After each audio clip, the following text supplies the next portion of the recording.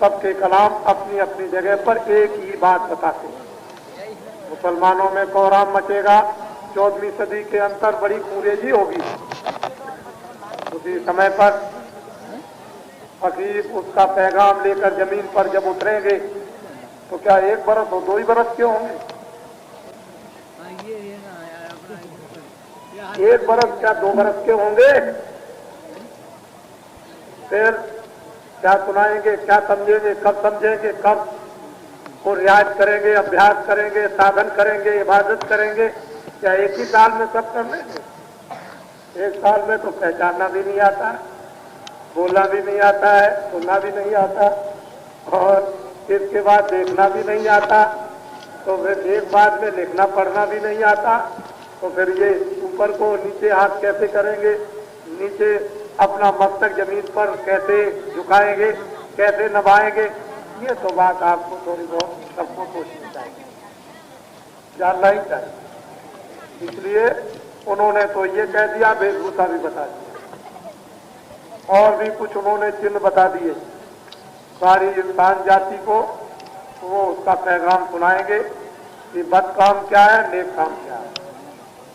जो बद कामों को छोड़ देगा, नेक कामों को करेगा, खुदा उसकी हिफाजत करेंगे। उन रूहों पर मेहरबानी करेंगे, जो बद काम करेंगे उनका सफाया होगा। मोहम्मद साहब के कलामों में लिखा हुआ है, जब उन पर हमले हुए तो आवाज आई कि जो तुमसे लड़ते हैं उस हकीकत के नाम से उससे लड़ो। लोग तैयार हो गए, लड़ने लगे। जब लोग हारने लगे तो आयतें उतरी कि जो हारते उनको माफ कर दो, तो माफ कर दिया। फिर लोग तैयार हो गए लड़ने को, फिर आयतें उतरी कि लड़ो।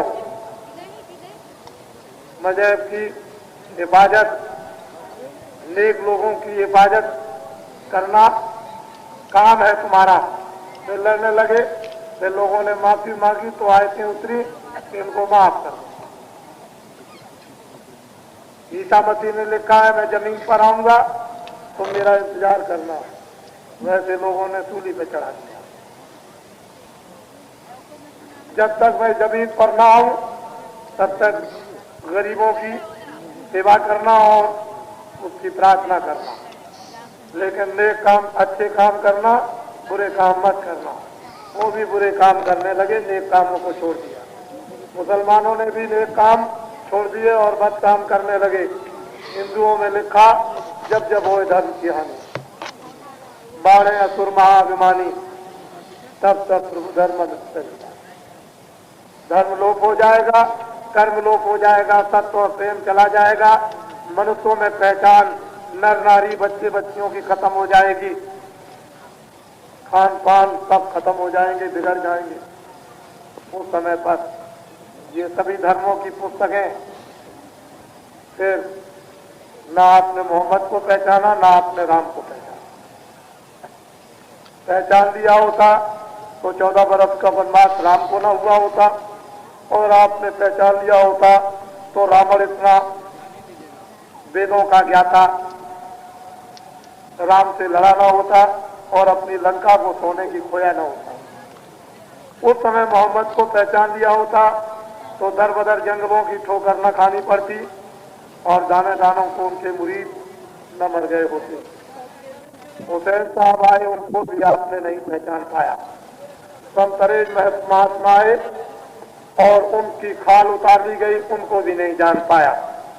कृष्ण भगवान को किसने पहचाना?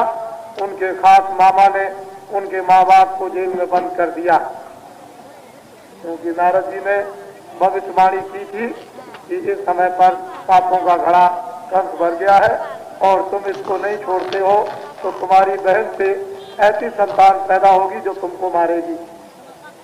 अपनी मौत से बचने के लिए, मृत्यु से बचने के लिए उनके माँ बाप को बंद कर दिया और ये सोचा कि हम औलाद और बच्चे को होने ही नहीं देंगे तो हमको कौन मारेगा। लेकिन जो को मंजूर, जो उसकी इच्छा वही होता है, वो पैदा हो गए। किसने उनको पहचाना? महाभारत में।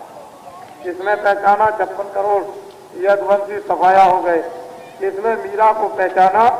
जहर दिया गया। और किसको? कबीर और रैदास को पहचाना। किसने? महावीर और बौद्ध को पहचाना। ईसा मसीह को सूली पर चढ़ा दिया जिंदा ही।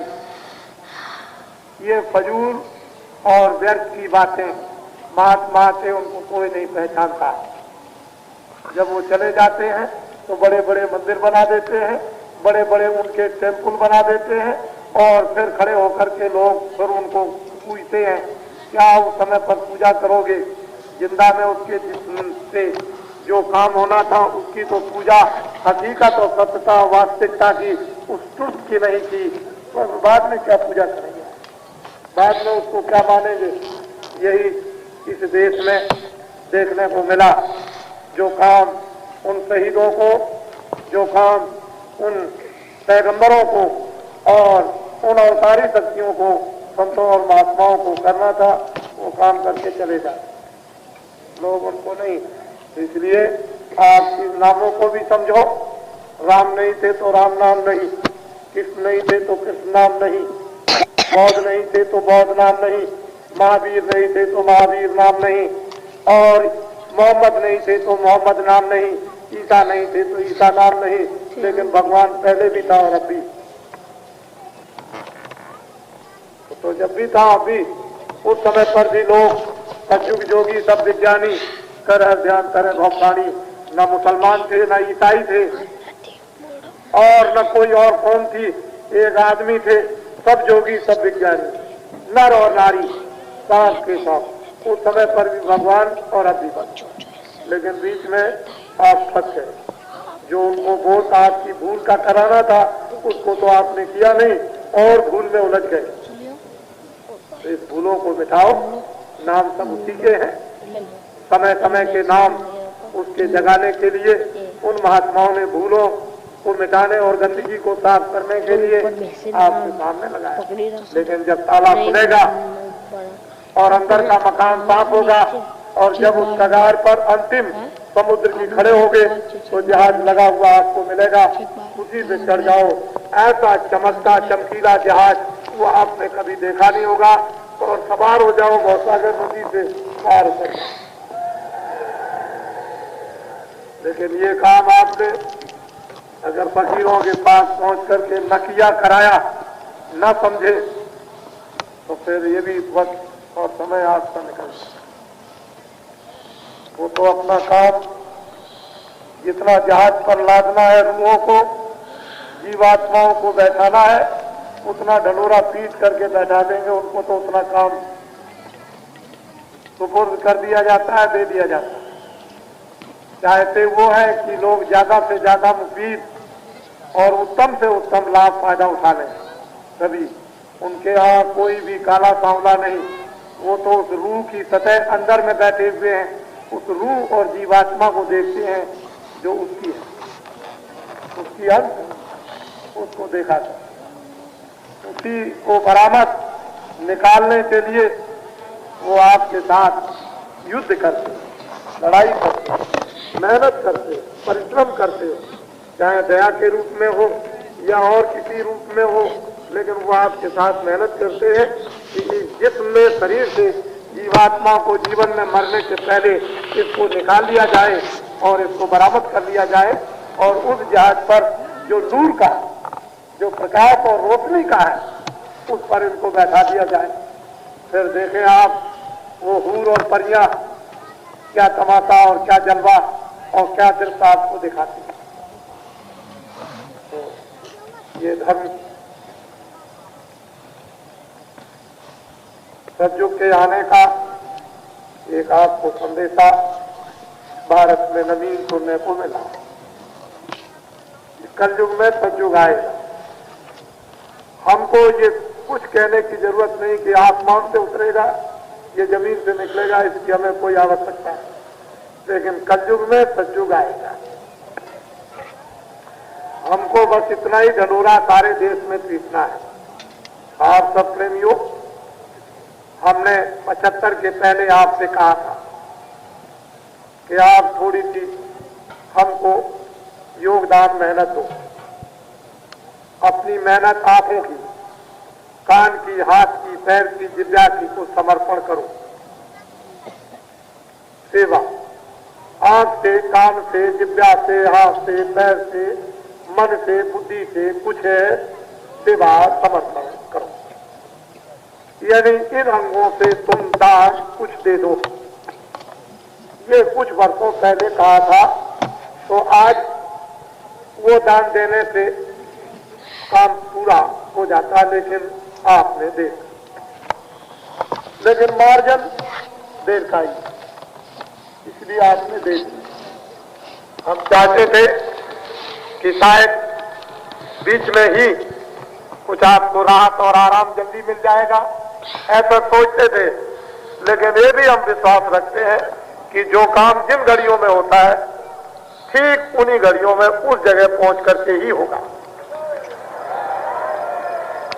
ऐसा ऑटोमेटिक और स्वाभाविक कुदरत भगवान का होता है कि वहीं पहुंच करके उसी तरह से होगा। वैसा ही आपका विश्वास, वैसा ही आपका काम, वैसी आपकी जबान, वैसी आपकी आंखें, वैसा ही आपका मन, वैसा ही आपकी बुद्धि, वैसा ही आपका हाव भाव और उसी तरह से आपकी साधना। तो समय होत बलवान, बीलन लूठी गोप का वही अर्जुन वही भाव, न वो पहले कुछ कर सके न बाद में। समय बलवान होता है, ये उन्होंने दिखा दिया। तो हर काम समय से, सब आपके तीर सर्कस सब रखे रह जाएंगे। आपके सब तीर सर्कस, जो ऐसा धनुष बाण था अर्जुन के पास, अग्नि बाण जो छोड़ दे तो सारा विश्व जल करके राख हो जाए, वो तीर सर्कस सब समय होत बलवान रखे रहे। वो भुजाएं बाहुबल जो अपनी अपनी गुंजार करते थे, वो भी सब एक तरफ रह गए, और वो खोल भी गोपकाओं को उनके सामने लूट के लेके चले गए और कुछ नहीं। इसी तरह से समय आते आते सब काम हो जाएगा। इसको कहते हैं निष्कलंक काम।